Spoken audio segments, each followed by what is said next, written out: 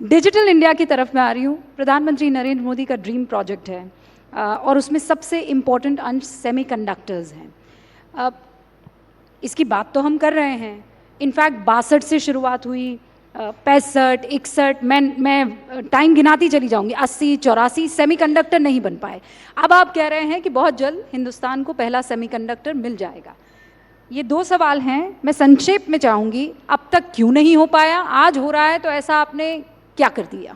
दिसंबर 2024 में पहली made in India chip market में आ जाएगी। दिसंबर 2024, ज़्यादा दूर नहीं भाई, गिन के नोट करके रख लेना आप लोग, दिसंबर 2024 में पहली चिप आने वाली है।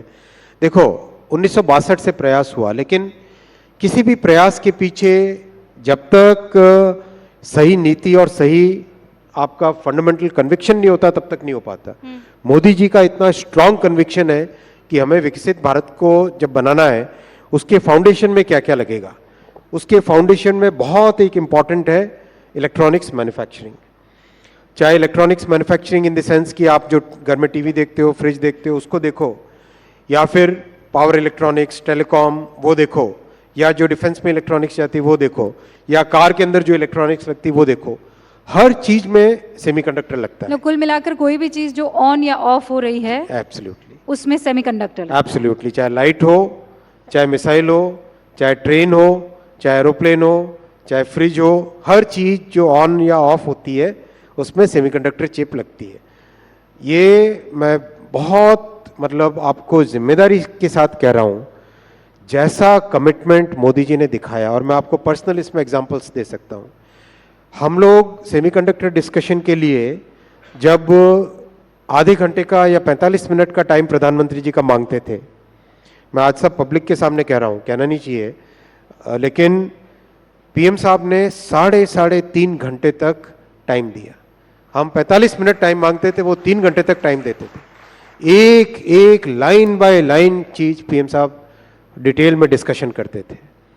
जो भी कंसर्न्ड विभाग है, सरकार का काम करने के एक तरीके में बहुत सारे विभाग जुड़ते हैं, हर डिपार्टमेंट को पर्सनली बुला के साथ बैठते थे और पीएम साहब कहते थे कि हमको सेमीकंडक्टर में सक्सेसफुल होना है, देश को सेमीकंडक्टर में सक्सेसफुल होना है। ऐसा कमिटमेंट इम्पॉसिबल है किसी दूसरे प्रधानमंत्री का। आप बोल रहे हैं कि इम्पॉसिबल कमिटमेंट सरकार की तरफ से, प्रधानमंत्री नरेंद्र मोदी की तरफ से दिख रहा है, लेकिन विपक्ष खासकर पी चिदम्बरम साहब ये कह रहे हैं ये जॉबलेस ग्रोथ है। वो ये कह रहे हैं कि जो कामकाजी संख्या है वो 50% से भी कम है और पिछले 9 सालों से ये आंकड़ा है। आप लोग ग्रोथ करते हैं, किसी को जॉब नहीं दे पाते। चलो मैं पी चिदम्बरम साहब को एक चैलेंज देता हूं, आप मेरे माध्यम से, इस मंच के माध्यम से आप पी चिदम्बरम साहब को एक चैलेंज पहुंचाइए।